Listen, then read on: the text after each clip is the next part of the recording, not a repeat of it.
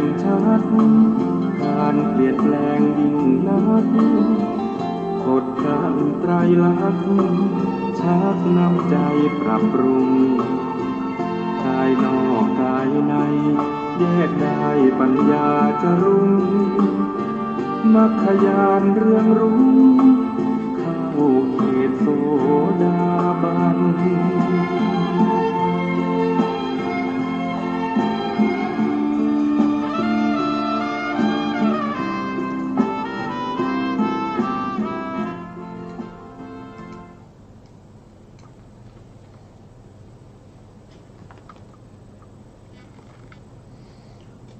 พุทธัง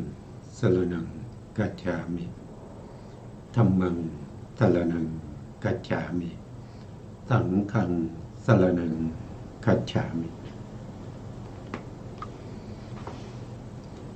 การนมัสการพระมหาเถระพระสังฆาธิการพระเถรานุเถระสวัสดีท่านผู้ฟังและผู้ชมทุกท่านกลับมาพบกับรายการพระไตรปิฎกลอยฟ้าครั้งนี้เป็นครั้งที่66ในเรื่องของเวทนานุปัสสนาสติปัฏฐานซึ่งเป็นข้อประพฤติปฏิบัติในทางพระพุทธศาสนาซึ่งเป็นฝ่ายที่เขาเรียกว่าเป็นฝ่ายแห่งมรรคญาณเป็นธรรมที่มุ่งสู่ความเป็นพระอริยบุคคลเป็นธรรมที่เป็นของพระพุทธเจ้าเป็นธรรมที่มีเฉพาะในศาสนาเดียวนะครับไม่มีในศาสนาอื่นเป็นธรรมที่เป็นของบุคคลเอกนะครับแล้วก็เป็นธรรมที่มุ่งสู่เยื่อธรรมก็คือได้แก่โลกุตตรธรรมนั่นเองนะไม่มีธรรมอื่นที่นอกเหนือจากโพธิปักขิยธรรม37ประการที่จะให้เข้าถึงมรรคผลนิพพานนั้นไม่มีนะครับมีเฉพาะ37ประการนี้เท่านั้นนะที่เป็นองค์แห่งการตรัสรู้ซึ่งเราก็ศึกษาในเรื่องของเวทนาแล้วก็เราก็พูดถึงเรื่องของญาณที่สองนั่นก็คือเรื่องของปัจจัยนะครับญาณที่หนึ่งเรื่องของนามรูปปริเฉทญาณเราก็ไม่ได้ละเว้นนะครับต้องศึกษาต้องทำความรู้ให้เข้าใจว่าอะไรคือรูปอะไรคือนามแล้วต้องรู้ชัดทางรูปทางนามต้องรู้เหตุเกิดของรูปของนามต้องรู้ความดับของรูปของนามต้องรู้ข้อปฏิบัติให้ถึงเขาเรียกว่าเป็นปฏิปทาให้ถึงความดับรูปดับนามแล้วต้องรู้คุณของรูปรู้โทษของรูปแล้วก็รู้อุบายในการที่จะสลัดออกจาก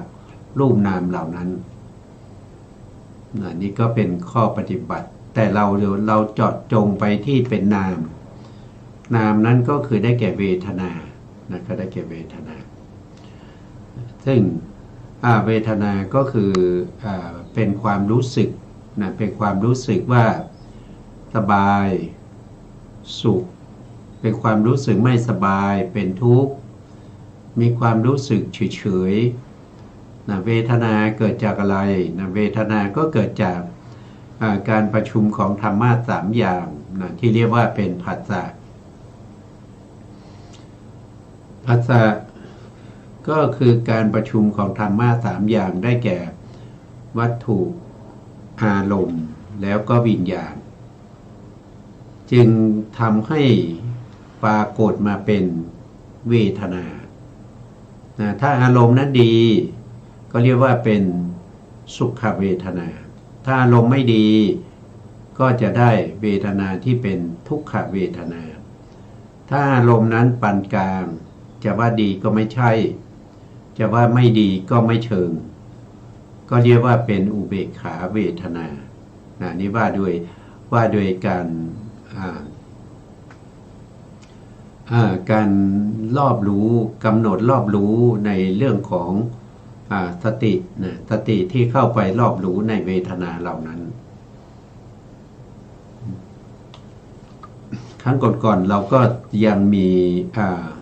สิ่งที่เรายังค้างอยู่นะครับศึกษายังไม่จบนั่นก็คือเรื่องของปัจจัยเรื่องของอำนาจปัจจัยอำนาจปัจจัยที่เป็นไปในเรื่องของสภาวธรรมที่มีการเกิดดับอยู่ตลอดเวลาถ้าว่าโดยปัจจัยก็จะมีอยู่24ปัจจัยมีตั้งแต่เหตุปัจจัยเหตุปัจจัยปัจจัยที่เป็นเหตุปัจจัยที่เป็นเหตุก็มีอยู่6ก็มันจะมีโลภะเหตุโทสะเหตุโมหะเหตุแล้วก็ไฟที่เป็นโสภณะก็จะมีโลภะคือความไม่โลภโทสะคือความไม่โกรธแล้วก็โมหะก็คือความไม่หลงรวมแล้วเหตุ6นี้เป็นปัจจัยเป็นปัจจัยให้ทำเกิดขึ้นทั้งรูปและนามนะครับรูปก็อาศัยเหตุ6เกิดขึ้นก็มีที่ไม่อาศัยเหตุ6เกิดขึ้นก็มีส่วนนามนั้นอาศัยเหตุ6ก็มีไม่อาศัยเหตุ6ก็มีเช่นเดียวกันนะครับเหตุปัจจโยธรรมที่ช่วยอุปการะโดยความเป็นเหตุอันนี้คือข้อที่1ข้อที่2นั้นก็คือได้แก่อารัมมณปัจจโยธรรมที่ช่วยอุปการะโดยความเป็นอารมณ์อันนี้ก็มีปัจจัยอยู่ถึงถ้าว่าโดยชาติเขาก็เป็นอารัมมณชาติมีปัจจัยอยู่ทั้งหมด8ปัจจัยด้วยกันนะครับ8ปัจจัยนี้ก็คือเป็นปัจจัยถ้านับโดย24ปัจจัยก็จะมีการขยายออกเป็น47ปัจจัยนะครับ47ปัจจัยนี้เราก็มาแบ่งเป็นชาติได้อยู่9ชาติด้วยกันทำไมต้องแบ่งเป็นชาติก็เพื่อความสะดวกในการที่จะหาอำนาจปัจจัยที่เกี่ยวกับสภาวธรรมนั้นนะถ้าเราไม่แยกเป็นชาติเราหาปัจจัย47เลยไม่ต้องสนใจในเรื่องของชาติหาได้ไหมก็หาได้นะแต่มันจะเสียเวลาแล้วก็โอกาสที่จะผิดพลาดมีมากนะเพราะว่ามันปะปนกันถ้าเราแยกเป็นชาติแล้วนะครับเราก็จะรู้ข้อกำหนดของแต่ละชาติอันนั้นก็เป็นเหตุเป็นปัจจัยที่ทำให้เราใช้เวลาในการหาอำนาจปัจจัยที่สั้นลงแล้วก็ข้อผิดพลาดน้อยลงนะครับข้อผิดพลาดน้อยลงทำไมเราต้องรู้ในเรื่องเหล่านี้ก็เคยพูดหลายครั้งแล้วนะเราต้องรู้ก็เพราะว่ามันเป็นหนทางนำสัตว์ทั้งหลายเข้าสู่ความบริสุทธิ์นำสัตว์ทั้งหลายให้พ้นจากโศกะปริเทวะนำสัตว์ทั้งหลายให้ข้ามพ้นจากโอคะนะครับข้ามพ้นจากวัฏสงสารซึ่งมันเป็นวิปัสสนาญาณ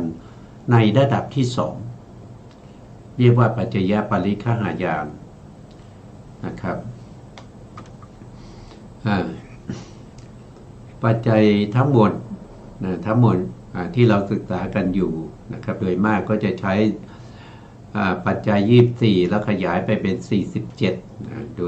ดยมากก็จะใช้แต่ถ้าจะศึกษาเพิ่มเติมก็ไปศึกษาที่มีอาจารย์เขาสอนอยู่นะครับก็เป็น52ปัจจัย50ปัจจัย52ปัจจัยนะครับนั้นก็ไปศึกษาหาอาจารย์นะครับหาอาจารย์แล้วก็ศึกษาก็จะได้ความรู้ความเข้าใจที่มากขึ้นนะครับ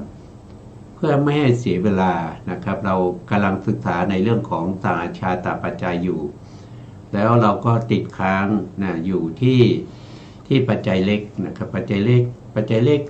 ถึงปัจจัยที่6แล้วนะปัจจัยที่6นั้นก็คือชานะปัจจัยนะครับ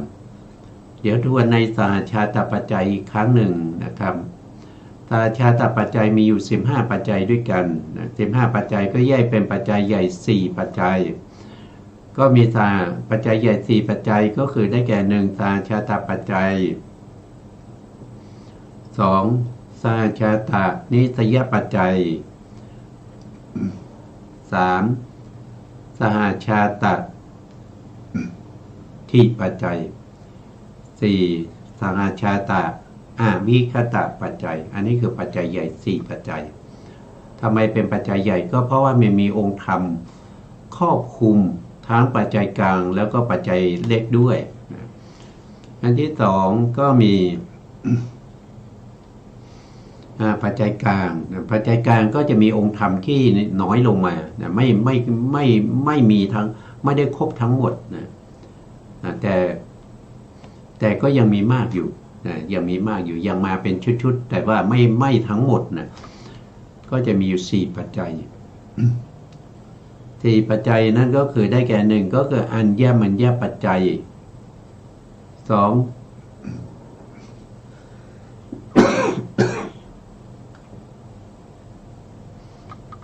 2ก็คือได้แก่วิปากปัจจัย3ก็คือได้แก่สัมปยุตตปัจจัย4ก็คือได้แก่วิปยุตตปัจจัย4ปัจจัยนี้เป็นปัจจัยกลางในสหชาตชาติกลางที่เหลืออีก7นั้นก็จะเป็นปัจจัยเล็กทำไมเป็นปัจจัยเล็กก็เพราะว่ามีองค์ธรรมที่น้อยองค์ธรรมจะมาเป็นองค์นะครับอย่างเช่นเจตสิกดวงเดียวแต่ว่าเป็นเจตสิก5ดวงหรือว่าเจตสิก8ดวงอย่างเงี้ยมันจะไม่มาเป็นชุดนะครับมันไม่มาเป็นชุดก็คืออย่างเช่นอะไรอย่างเช่นนามขันธ์4อย่างเนี้ยก็คือถ้ามาเป็นอย่างนี้เนี่ยก็จะมีทั้งจิตแล้วก็เจตสิก52ประกอบมาด้วย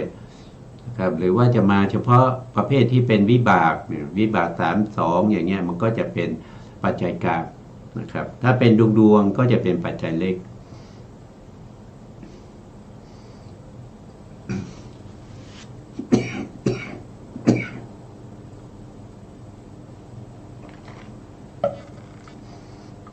เช่นเหตุปัจจัยเราก็จะเห็นว่าเจตสิกเนี่ย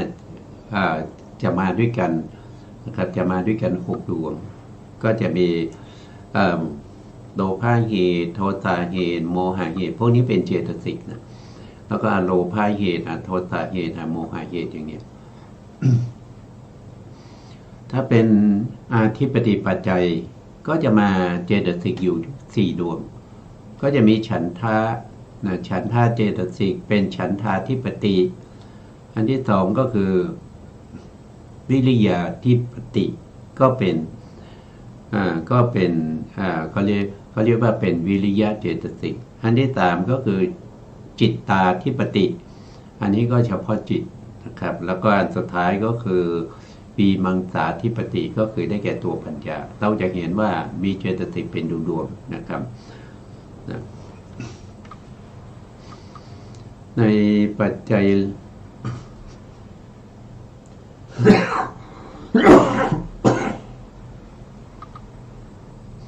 ขออภัยนะครับช่วงนี้อากาศไม่ค่อยดีนะก็ปัจจัยเลขเนี่ยมีอยู่7ปัจจัยก็จะมีเหตุปัจจัยนะครับเขาเรียกว่าถ้าเราท่องเราก็ท่องคำย่อนะครับเช่น1เหแล้วก็2ทิ3กัง4เหที่กังหาหาอิน5ก็อิน6ก็ชา7ก็มักนะครับพวกนี้ก็เป็นเจตสิกเป็นดวงเหก็คือเหตุนะครับเหที่ก็คืออธิปดีเหที่กังก็คือได้แก่กรรมที่การกระทำนะก็คือได้แก่ตัวเจตนาเห เหทิกังหาก็คือได้แก่อาหารก็สี่กับพลีกลาหารภัตตาหารเจตนาหารวิญญาณอาหารนะครับก็เป็นดวงๆแล้วก็ต่อมาก็จะเป็นหาอินนะอินก็คืออินทรีย์นะก็คืออินทรีย์ห้านั่นเองนะครับก็คือศรัทธาวิริยะสติสมาธิปัญญาอินทรีย์แล้วก็ไปฌานก็คือได้แก่องค์ฌานก็จะมีอะไรล่ะก็จะมีองค์ฌานก็คือวิตกนะวิตกวิจารปิติปิติสุขเอกคตานะอันนี้เรียกว่าเป็นฌานแล้วต่อมาก็คือมรรคก็มีองค์8นะครับมีองค์8นี่องค์9นะองค์9ก็เพิ่มทิฏฐิมาดวงหนึ่งนะครับแต่ถ้าเป็นฝ่ายที่เป็นที่เรากำลังศึกษาอยู่เป็นฝ่ายที่เป็นโพธิปักขิยธรรมเพราะฉะนั้นทิฏฐิก็จะไม่เข้าก็จะเหลืออยู่8นะครับก็มีสัมมาทิฏฐิสัมมาสังกัปปะสัมมาวาจาสัมมากัมมันตสัมมาอาชีวะสัมมาวายามะสัมมาสติสัมมาสมาธินะครับอันนี้ก็เป็นองค์มรรคนะครับวันนี้เรามาต่อครั้งที่แล้วเราค้างอยู่ที่องค์ปัจจัยเล็กนะครับที่เป็น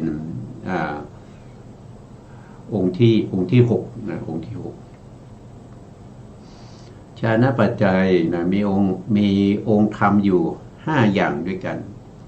นะ5อย่างก็คือได้แก่อะไรก็คือองค์ฌาน5นั่นเองนะครับก็คือมีวิตก1วิตก2วิจาร3สุขหรือ3ปิตินะโทษที3ปิติ4ก็คือสุขก็คือเวทนา5ก็คือเอกคตาก็คือสมาธินะครับเราก็มาไล่ไปทีละดวงนะครับข้อที่1นะข้อที่1ก็คือได้แก่วิตกเจตสิกวิตกเจตสิกนี้ประกอบอยู่ในจิต66ดวงนะใน66ดวงนี้เราก็จะว่าโดยปัจจัยได้2ปัจจัยนะ2ปัจจัยคืออะไรก็คือฌานปัจจัยแล้วก็มรรคปัจจัยจะเป็นฌานหรือเป็นมรรคยังไงนะครับเราก็มาดูนะเอาตรงที่เป็นฌานก่อนนะครับตัววิตก66ดวงนี้นะเป็นองค์ฌานนะครับประกอบอยู่ในจิตที่เป็นกรรมจิต44นะครับเว้นทวี10นะกรรมจิตมี54แล้วก็เว้นทวี10ไป10ดวงนะครับก็จะเหลืออยู่44แล้วก็มีปฐมฌานปฐมฌานนะจิต11นะรวมกันก็จะเป็น66นะครับจิตที่เรียกว่าจิตเหล่านี้เขาจะเรียกว่าเป็นสาวิตกะจิต66แล้วก็ในสาวิตกะจิต66เนี่ยถ้าดวงกันทั้งหมด66ดวงนี้จะได้เจตสิกอยู่52ดวงนะ52ดวงนั้นเราก็ต้องเอาประธานนั้นออกไปนะครับนั่นก็คือเอาเวทนาออกไปก็จะเหลืออยู่51นะเพราะฉะนั้นจิตเหล่านี้และเจตสิกเหล่านี้ที่ประกอบกันอยู่นี้นะครับยังสามารถที่จะทำให้เกิดจิตตชรูปด้วยจิตตชรูปก็จะเกิดที่อุปาทัขณะของจิตที่เป็นสาวิตกะจิตครับดวงไหนที่เกิดในวิถีดวงนั้นก็สามารถทำให้เกิดจิตตชรูปขึ้นมาได้นอกจากนั้นนะสาวิตกะจิตเนี่ยก็ยังมีจิตบางดวงที่สามารถทำหน้าที่เป็นปฏิสนธิได้ด้วยนะมีบางดวงนะบางดวงอะไรบ้างนะครับก็มีอยู่เท่าไหร่ก็จะมีอยู่ถ้านับตรงนี้นะถ้านับตรงนี้ก็จะได้ที่เป็นกามวิบากเนี่ยก็จะมีอยู่ทั้งหมด10ดวงด้วยกันนะ10ดวงก็จะมีอเหตุกะอุเบกขาเหตุกะวิบาก2แล้วก็มหาวิบาก8นะครับแล้วก็จะมีปฐมฌานวิบากนะครับอีก1ดวงนะครับรวมกันก็จะเป็น11ดวงนะ11ดวงนี้สามารถทำหน้าที่ปฏิสนธินำเกิดได้ในปัญจโวการภูมิ15นะอันนี้ว่าโดยอำนาจปัจจัยเนี่ยก็คือได้แก่ฌานปัจจัยนะได้แก่ฌานปัจจัย ฌานปัจจัยในที่นี้ไม่ใช่หมายถึงจิตทั้งหมดที่เรียกว่าเป็นสาวิตกะนะครับท่านมุ่งหมายเอาเฉพาะเจตสิกที่ชื่อว่าวิตกเท่านั้นนะครับที่เป็นปัจจัยนะครับก็ได้ฌานปัจจัยมา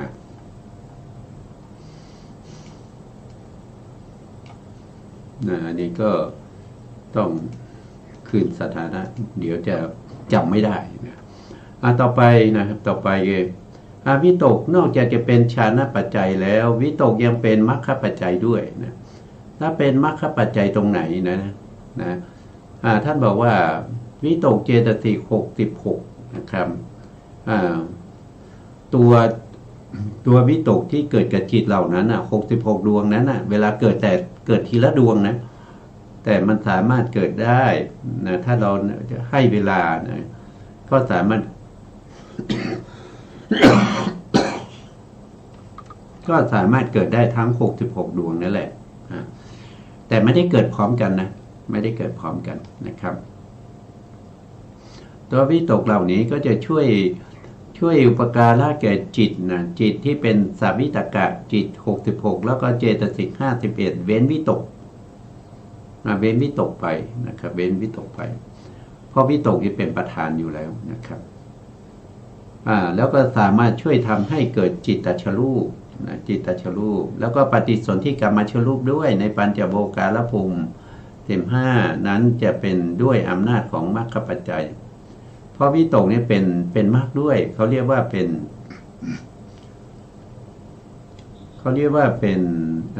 ็นสัมมาสังกัปปะมรรคนะครับเป็นสัมมาสังกัปปะมรรคก็ผ่านไปนะครับต่อไปก็จะเป็นองค์มรรคที่สองเรียกว่าเป็นวิจารเจตสิกนะครับวิจารเจตสิกนะครับก็จะเกิดอยู่ในจิตทั้งหมดปกติแล้ว66แล้วก็บวกอีก11ก็เป็น77นะตรงนี้เดี๋ยวโทษนะวิตกเจตสิกวิตกเจตสิกเนี่ยตรงนี้ตรงนี้มาผิดนะตรงนี้เป็นวิตกเจตสิก55นะครับเพราะว่าในกามจิต44แล้วบวกฌานอีก11ก็เป็น55นะครับโทษทีไม่ดูก็อันนี้ก็ทำเองนะครับอาจจะไม่ได้ตรวจสอบดูนะครับขอโทษทีนะครับก็ได้55นั่นแหละนะไม่ใช่66นี่เป็นวิจารณ์นะครับโทษทีตรงวิจารณ์นี้ก็จะได้อยู่66นะครับวิจารณ์ก็ได้66นะเพราะว่าวิจารณ์ในกามจิตนี้ก็จะมีอยู่44นะครับ44แล้วก็ในปฐมฌานในปฐมฌาน11นะก็เป็น55นะครับแล้วก็ในทุติยฌานอีก11นะครับก็เป็น66เพราะฉะนั้นตรงก็วิจารณ์ก็ได้66นะครับได้66วิจารณ์เหล่านี้นะครับเกิดอยู่ในจิต66ดวงนะสามารถที่จะทำให้สัมปยุตธรรมนั้นเกิดขึ้นมาพร้อมกับวิจารณ์นั้นด้วยนะก็เข้าเกิดพร้อมกันก็จะเป็นสหชาตปัจจัยนะครับแล้วก็ยังช่วยอุปการะแก่จิตตชรูปนะจิตตชรูปที่เกิดที่อุปาทขณะของสัพวิจาราจิตนะสัพวิจาราจิต66นะครับแล้วก็ปฏิสนธิจิตในปัญจโวการภูมิ15ด้วยอำนาจของฌานปัจจัยได้ด้วยอำนาจของฌานปัจจัยตัววิจารณ์นี้ได้ปัจจัยเดียวนะครับก็คือฌานปัจจัยนะไม่ได้มรรคนะไม่ได้มรรคเพราะวิจารณ์นี้ไม่ใช่องค์มรรคนะเป็นได้แค่องค์ฌานเท่านั้นเองต่อไปในข้อที่3นะครับก็คือได้แก่ปิติเจตสิกปิติเจตสิกเนี่ยเกิดร่วมกับจิต51ดวงนะก็คือได้แก่กามจิต18นะครับกามจิต18แล้วก็ปฐมฌานนะปฐมฌาน11แล้วก็ทุติยฌาน11นะทุติยฌาน11นะก็เป็น ก็เป็น22กับ18นะตติยฌานตติยฌานอีกเท่าไหร่11นะครับก็รวมเป็น33ดวงนะบวกกับ11ก็เป็น51ก็เป็น51ดวงนะอันนี้คือปิตินะปิติเป็นองค์ฌานนะครับเป็นองค์ฌานช่วยอุปการะแก่ปิติสหคตาจิต51เจตสิกเจตสิกก็51เว้นตัวเองนะเว้นตัวเองประกอบกับเจตสิก51เว้นตัวเองเว้นปิติออกไปแล้วก็สามารถทำให้จิตตชรูปเกิดขึ้นได้อีกนะครับจิตตชรูปที่เกิดพร้อมกันกับปิติสหคตาจิต51แล้วก็มีปฏิสนธิกรรมชรูปอีก15ในปัญจโวการภูมิ15นะครับอันนี้ด้วยอำนาจของฌานปัจจัยเพราะปิตินี้เป็นองค์ฌานนะครับเป็นองค์ฌานเพราะฉะนั้นสภาวะธรรมเหล่านี้ที่เกิดขึ้นก็ด้วยอำนาจขององค์ฌานอำนาจขององค์ฌานนั้นก็คือได้แก่ฌานปัจจัยนั่นเองถ้าไม่มีองค์ฌานนะครับปัจจัยถ้าไม่มีปัจจัยที่เป็นองค์ฌานนะครับปัจจัยยุบันนั้นที่เกิดขึ้นมาก็ไม่ได้นะเกิดไม่ได้นะครับเพราะว่าอย่างเช่นปฐมฌานและทุติยฌานเนี่ยต้องอาศัยวิจารณ์นะต้องอาศัยวิจารณ์ให้เป็นกำลังในการทำให้เกิดปฐมฌานขึ้นมาได้นะถ้าไม่มีวิจารณ์เนี่ยนะครับปฐมฌานและทุติยฌานก็เกิดขึ้นไม่ได้เกิดขึ้นไม่ได้เพราะฉะนั้นปฐมฌานเนี่ยต้องมีทั้งวิตก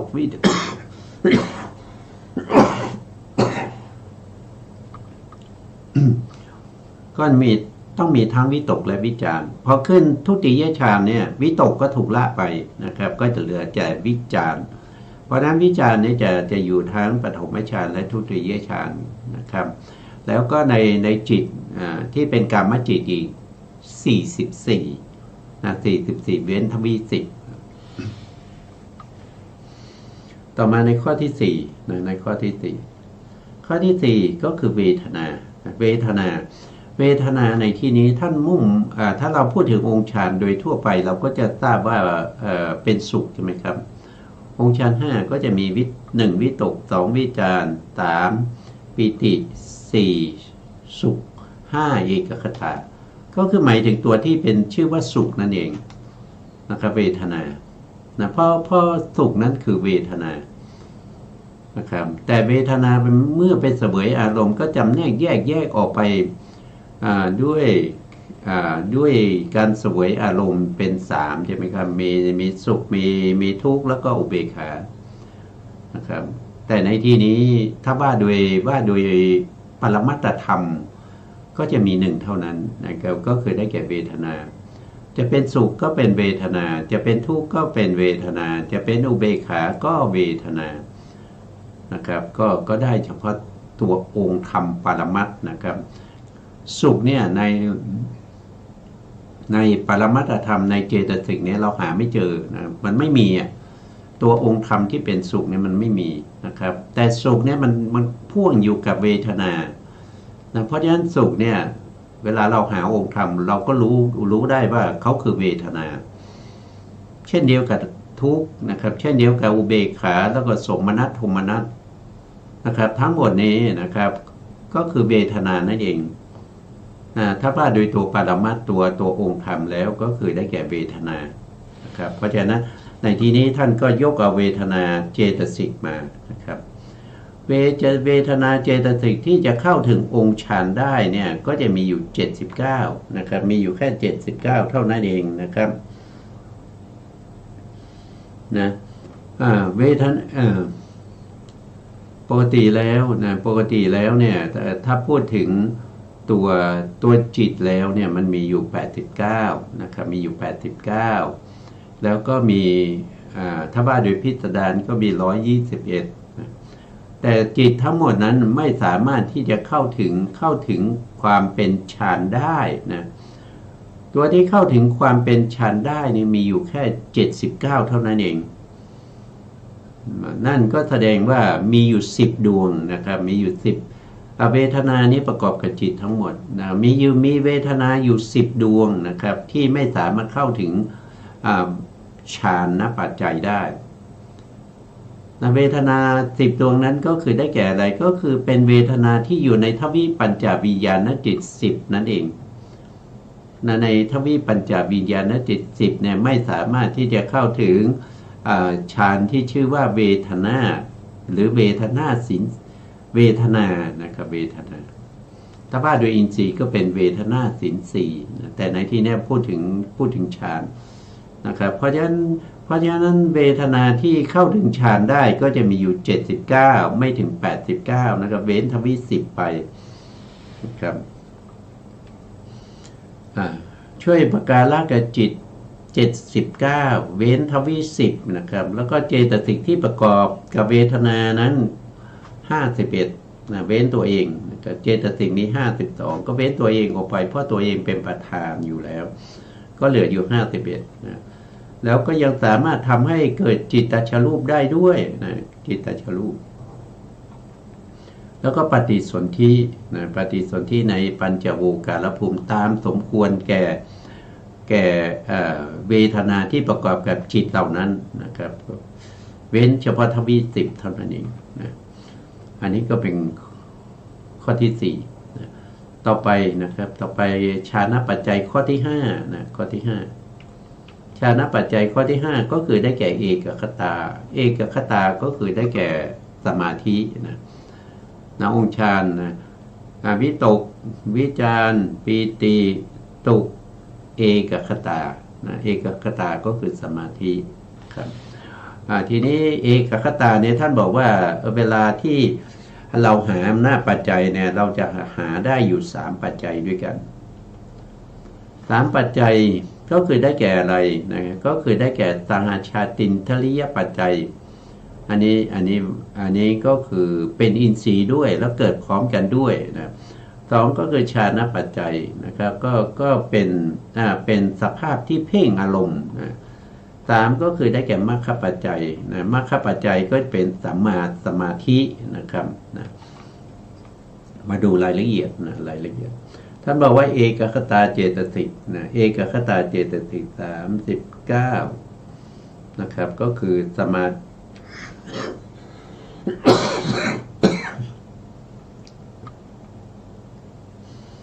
ก็คือได้แก่สมาธินรีนะสมาธินรีเป็นปัจจัยนะเป็นปัจจัยช่วยประการละแก่จิต79เว้นทวิ10นะทวิ10เนี่ยไม่สามารถที่จะเข้าถึงอะไรเข้าถึงสมาธิที่เป็นสมาธิได้นะเพราะว่าเอกคตาเนี่ยเป็นเจตสิกที่เป็นสภาพจิตตสาธารณเจตสิกประกอบกับจิตทั้งหมดแต่ไม่สามารถที่จะเข้าถึงความเป็นสาชาตินทรีย์ได้หรือว่าไม่สามารถเข้าถึงความเป็นอินทรีย์ได้นะครับก็เว้นไปนะก็จะเหลืออยู่79นะประกอบเอกคตาที่ประกอบอยู่ในจิต79เว้นทวิ10นะครับแล้วก็เจตสิกอื่นๆอีก51นะอันนี้ด้วยอำนาจของเอกคตานะครับอำนาจเอกคตาในทางไหนก็คือในความเป็นอินทรีย์นะความเป็นอินทรีย์ที่เรียกว่าเป็นสหชาตินทริยปัจจัยที่มีคำว่าสหชาตะเนี่ยก็คือเขาเกิดพร้อมกันนะปัจจัยกับปัจจัยยุบันนี้เกิดพร้อมกันก็คือเอกคตานะครับกับจิต89แล้วเจตสิก51ที่ประกอบกันนั้นเกิดพร้อมกันนะแล้วก็ยังช่วยประการละแก่จิตตชรูปจิตตชรูปนี้ก็เกิดพร้อมกันนะครับเกิดพร้อมกันกับเอกคตาด้วยนะจึงจัดเข้าอยู่ในสหชาตะนี้นอกจากนั้นยัง ช่วยประการละแก่จิตที่เป็นกรรมชรูปนะเป็นปฏิสนธิกรรมชรูปนะปฏิสนธิกรรมชรูปในปัญจโวการภูมิอีกด้วยนะด้วยอำนาจของสหชาตินทริยปัจจัยต่อไปเอกคตานะครับที่เป็นองค์ฌานนะเอกคตานะ79เป็นองค์ฌานเป็นปัจจัยช่วยประการละแก่เอกคตาจิตนะเอกคตาจิต79เจตสิก51ที่ประกอบและจิตตชรูปนะจิตตชรูปจิตตชรูปนะครับก็จิตตชรูปเนี่ยเราก็ต้องเว้นรูปวิบากด้วยนะเว้นรูปวิบากด้วยนะเพราะว่าจิตตชรูปเอกคตาที่เกิดในจิต79นะมีรูปด้วยนะเพราะฉะนั้นก็ต้องเว้นรูปไปนะครับก็เหลืออยู่75นะครับไม่ใช่79เว้นไป4ก็เหลือ75แล้วก็ปฏิสนธิกรรมชรูปนะปฏิสนธิกรรมชรูปด้วยอำนาจปัจจัยฌานปัจจัยนะครับด้วยอำนาจฌานปัจจัยต่อมาก็จะเป็นเอกคตานะครับที่เป็นองค์มรรคนะครับเป็นองค์มรรคนี่เขาเป็นสัมมาทิฏฐินะเขาเป็นสัมมาทิฏฐิเขาประกอบจิตที่สามารถที่จะเข้าถึงความเป็นองค์มรรคได้เนี่ยมีอยู่79นะครับเว้นทวิสิบนะที่เอกทัตตาที่ไปเกิดอยู่ในอกุศลจิตเนี่ยก็จะเป็นมิจฉาสมาธินะมิจฉาสมาธินะครับก็ยังเป็น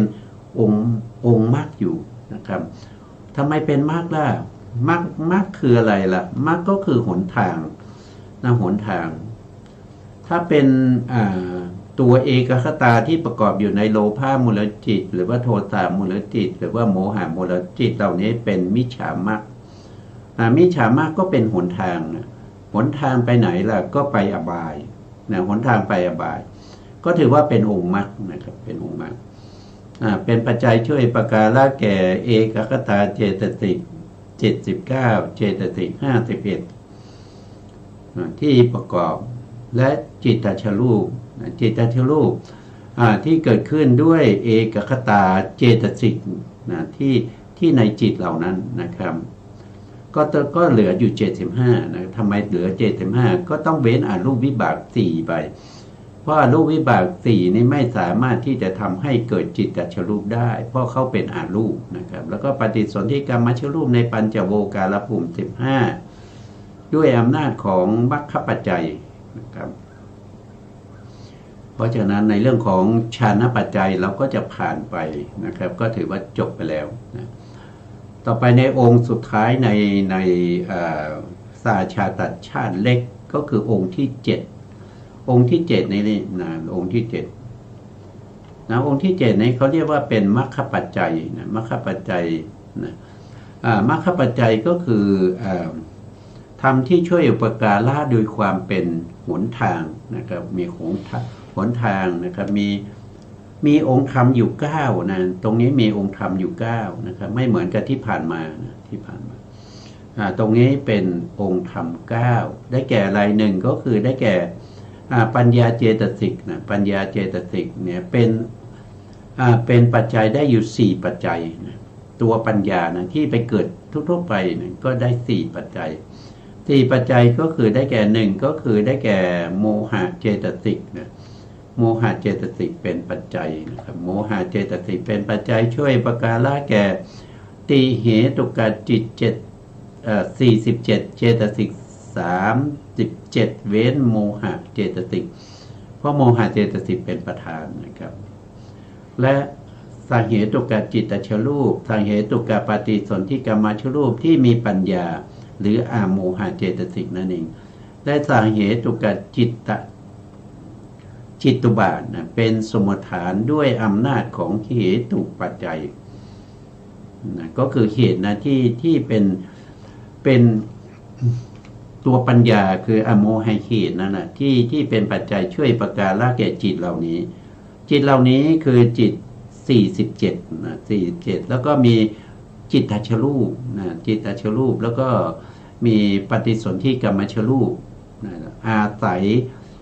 อาโมหะเจตสิกนี้เกิดขึ้นเพราะที่อาโมหะเจตสิกนี้เกิดพร้อมกันกับจิตเหล่านั้นแล้วก็ปฏิสนธิกรรมชรูปจิตตชรูปจึงเป็นสหชาตะรวมกันก็เป็นเป็นปัจจัยกับปัจจยุบันที่เกิดพร้อมกันนะครับก็เรียกว่าเป็นมีเหตุเป็นปัจจัยก็เรียกว่าเป็นเหตุปัจจัยนะด้วยอำนาจของเหตุปัจจัยต่อมาก็จะเป็นตัวเหตัวอโมหะเนี่ยคือปัญญานะครับถ้าว่าโดยอธิปดีก็จะเป็นวีมังสาธิปตินะวีมังมัสสาธิปตินี้ช่วยประการละแก่จิตที่เป็นติเหตุกะชวนาจิต34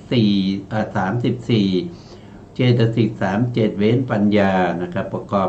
ที่มาประกอบกับวีมังสาธิปตินะมาประกอบกับเจตสิกที่เป็นวีมังสาธิปติก็คือตัวปัญญานะครับแล้วก็สาธิปติจิตตชรูปอันนี้เป็นจิตตชรูปที่เกิดพร้อมกันกับอาโมหะเจตสิกดวงนั้น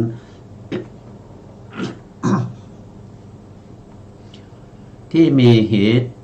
กะชวนาจิตตุบาทพร้อมด้วยวีมังสาธิปติเป็นสมุฏฐานด้วยอำนาจของสหัสชาตาธิปติปัจจัย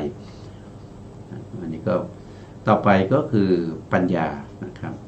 อันนี้ก็ปัญญาก็คือโมหะเจตสิกนั่นเองนะครับปัญญาในที่นี้เนี่ย ถ้าเราพูดถึงปัญญานะครับปัญญาก็มีหลายอย่างนะถ้าว่าโดยอินทรีย์นะถ้าว่าโดยอินทรีย์ก็จะเป็นปัญญินทรีย์อย่างเนี้ยปัญญินทรีย์อานัญญาตัญญสามีตินทรีย์อันนี้เป็นโลกุตระนะเป็นปัญญาที่อยู่ในโสดาปฏิมัคคจิตนะครับแล้วต่อมาก็คืออนินทรีย์อนินทรีย์นี่เป็นปัญญาที่อยู่ตั้งแต่โสดาปฏิผลโสดาปฏิผลสกทาคามีโสดาปฏิผลสกทาคามีมรรคสกทาคามีผลอนาคามีมรรคอนาคามีผลแล้วก็อรหันตมรรคนะครับจะอ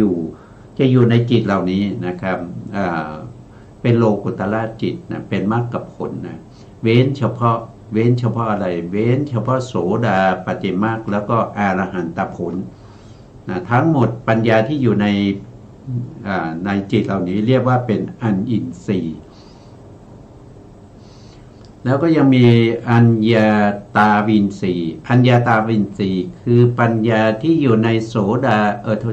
ที่อยู่ในอรหันตผลก็คือเป็นปัญญาที่สูงที่สุดนะครับอยู่ในอรหันตผลนะอยู่ในอรหันตผลถ้าเราพูดถึงปัญญานะครับตั้งแต่โลกิยะไปนะครับโลกิยะนะครับแล้วก็ไปฌานไปโลกิยะฌาน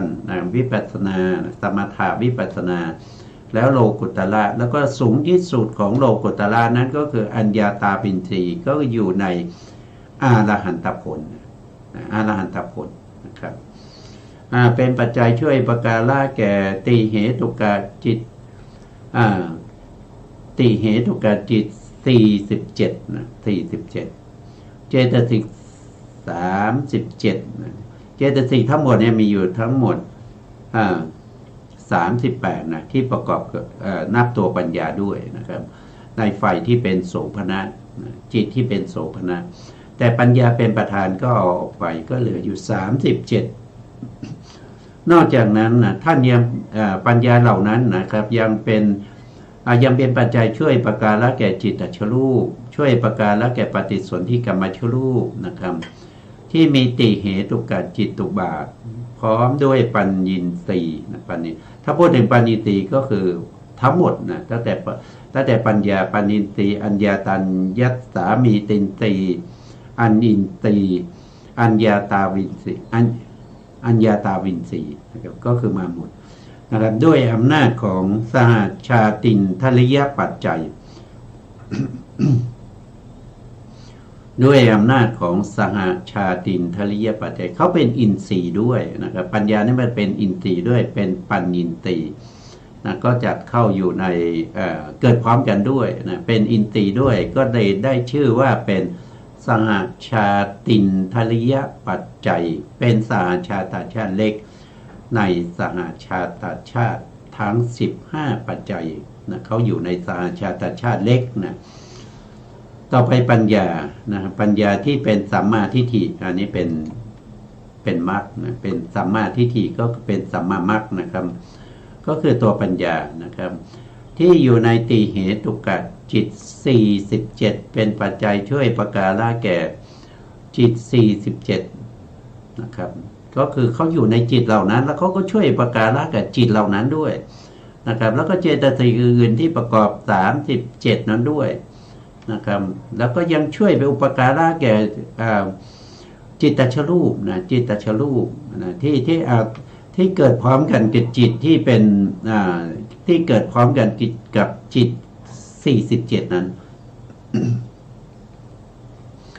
สาเหตุกับปฏิสนธิกรรมชรูปนะก็ช่วยประการะแก่สาเหตุกับปฏิสนธิกรรมชรูปด้วยนะที่มีติเหตุกาจิตบาทพร้อมด้วยสัมมาทิฏฐิก็คือปัญญานั่นเองเป็นสมุฏฐานด้วยอำนาจของมรรคปัจจัยต่อไปก็จะเป็นมรรคองค์ที่สองนะมรรคองค์ที่สองก็คือได้แก่วิตกนะวิตกนี้เป็นอะไรมรรคก็เป็นสัมมาสังกัปปะมรรคนะเป็นสัมมาสังกัปปะมรรคสัมมาสังกัปปะมรรคเนี่ยได้ปัจจัยอยู่สองปัจจัยนะก็คือได้แก่วิตกเจตสิกนะวิตกเจตสิกนะตรงนี้ทำไมพิมพ์มันผิดต้องเป็น5ก็เป็น55นะครับตรงนี้ผมโทษทีนะผมพิมพ์มาผิดเอง ถ้าเป็นวิตกก็เป็น55นะครับถ้าเป็นวิจารณ์ก็จะเป็น66นะครับตรงนี้ก็เปลี่ยนเป็น55นะครับเพราะว่าเขาเกิดได้แค่นั้นนะไม่มากกว่านั้นนะเป็นองค์มรรคเป็นเขาเป็นได้ทั้งที่เป็นฌานด้วยแล้วก็เป็นมรรคด้วยนะเป็นองค์ฌานที่เป็นที่เป็นวิตกนะครับ55ก็ช่วยประการะแก่จิตตชช่วยประการะแก่จิตก่อนนะจิต5ดวงแล้วก็เจตสิกอื่นๆ51แล้วก็ช่วยประการะแก่จิตตชรูปช่วยประการะแก่ปฏิสนธิกรรมชรูปในปฏิสนธิการในปัญจโวการภูมิด้วยอำนาจของฌานปัจจัยต่อมาก็จะเป็นวิตกที่เป็นองค์มรรคนะครับมรรคะก็55ดวงนั่นแหละนะเป็นปัจจัยช่วยประการะแก่สัมมิตกจิต55นะครับ55ดวงนะแล้วก็เจตสิกเจตสิก51ครับแล้วก็จิตตชรูปแล้วก็ปฏิสนธิกรรมชรูปในปัญจโวการภูมิด้วยอำนาจของมรรคปัจจัยต่อไปก็จะเป็นวิรตินะวิรตินี่มีอยู่3ดวงนะก็จะมีสัมมาวาจาสัมมากัมมันตะสัมมากัมมันตะนะสัมมากัมมันตะสัมมาอาชีวะแล้วก็ยังมีมิจฉาทิฏฐิด้วยนะมีมิจฉาทิฏฐิก็คือได้แก่ตัวทิฏฐิเจตสิกอีก1องค์นะที่ในสวิรัตติ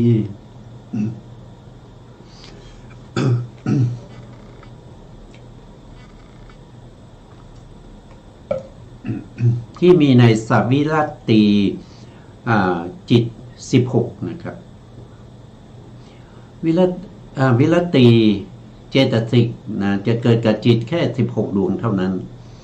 นะก็คือได้แก่มหากุศลและจิต8แล้วก็มหากุศลและจิต8แล้วก็มหากิริยาจิต8เท่านั้นเองนะไม่มีในโลกุตระไม่มีในมรรคนะครับไม่มีในมรรคโทษทีไม่ใช่ไม่มีนะมรรคโทษทีนะครับ16ดวงนั้นคือเขาไม่มีในกิริยานะครับเมื่อกี้พูดกิริยาผิดไปนะเขาจะอยู่ในมหากุศล8แล้วเขาไปอยู่ในโลกุตระจิต8นะครับรวมกันก็เป็น16นะ วิรตินะที่เกิดกับจิต16ดวงนี้นะเป็นปัจจัยช่วยประการละแก่สวิรติจิต16เจตสิก37นะ37นะ37วิรติเจตสิกเนี่ยบางครั้งเขาไม่ได้ในโลกิยะนี่เขาไม่ได้เกิดพร้อมกันนะเขาเกิดพร้อมกันเฉพาะในโลกุตระนะเพราะฉะนั้นเจตสิกตรงนี้ก็ไม่เว้นนะไม่เว้นนะก็เป็น38นะเพราะอะไรเพราะว่าเวลาที่สัมมาวาจาเกิดนะก็จะมีสัมมากัมมันตะสัมมาอาชีวะด้วยนะบางทีน่าจะถูกแล้วนะเพราะว่าเว้นตัวเองนะในขณะที่สัมมาวาจาเกิดก็เว้นสัมมาวาจาก็เหลือ37ในขณะที่สัมมากัมมันตะเกิดก็เว้นสัมมากัมมันตะก็เหลือ37นะในขณะที่สัมมาอาชีวะเกิดก็เว้นสัมมาอาชีวะก็เหลือ37นะเพราะว่าทั้งหมดไม่มี38โทษทีที่ประกอบกับจิตตชรูปด้วยอำนาจของมรรคปัจจัยนะด้วยอำนาจของมรรคปัจจัยนะครับ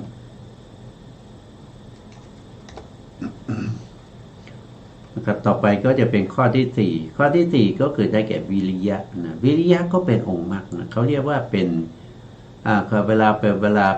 ป็นมากเนี่ยเขาก็จะเรียกว่าเป็นสัมมาวายามะนะสัมมาวายามะได้อำนาจปัจจัยอยู่3ปัจจัยนะครับถ้าวิริยะนั้นเป็นอินทรีย์ก็จะเป็นวิริโทษทีตรงนี้เป็นอธิปตินะครับอธิปติก็คือเป็นอธิปดีก็เป็นวิริยาธิปตินะวิริยาธิปตินะครับช่วยประการละแก่สาธิปติชวนะ52นะครับคืออธิบดีเนี่ยเขาเกิดกับจิตที่ทำหน้าที่ชวนะเท่านั้นแล้วก็ชวนะที่ชวนะนั้นจะต้องมีเหตุ2เหตุขึ้นไปนะ2เหตุขึ้นไปนะครับเพราะฉะนั้นชวนะที่เป็นโม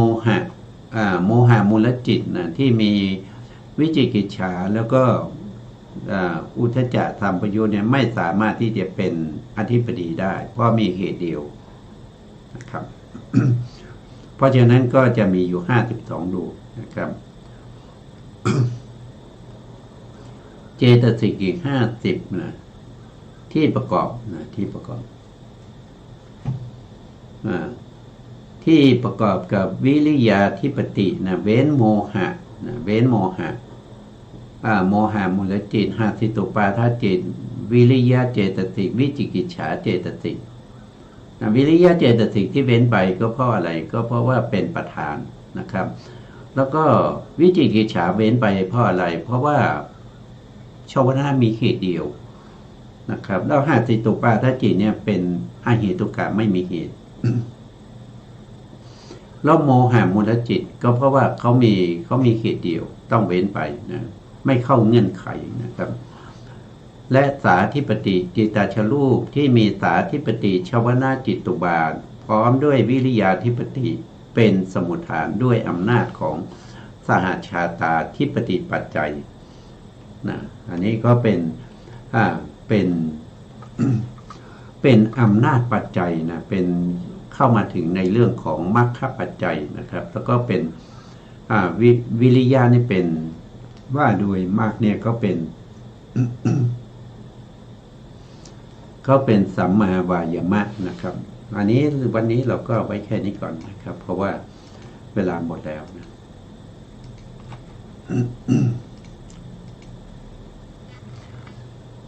ซึ่งการที่เรารู้เรื่องของอำนาจปัจจัยนะครับก็จะทำให้วิปัสสนาญาณของเราแก่กล้าแก่กล้าแล้วก็จะก้าวไปสู่สัมมาสนญาณก้าวไปสู่สัมมาสนญาณ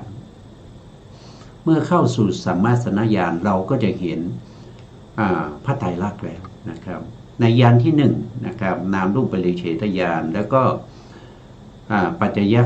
คหญาณนี้ยังไม่เห็นพระไตรลักษณ์ยังไม่เห็น ความเกิดขึ้นตั้งอยู่ดับไปของรูปนามนะต้องให้แก่กล้าแล้วก็เชี่ยวชาญเห็นอะไรก็เห็นว่าเขาเป็นอะไรเขาเ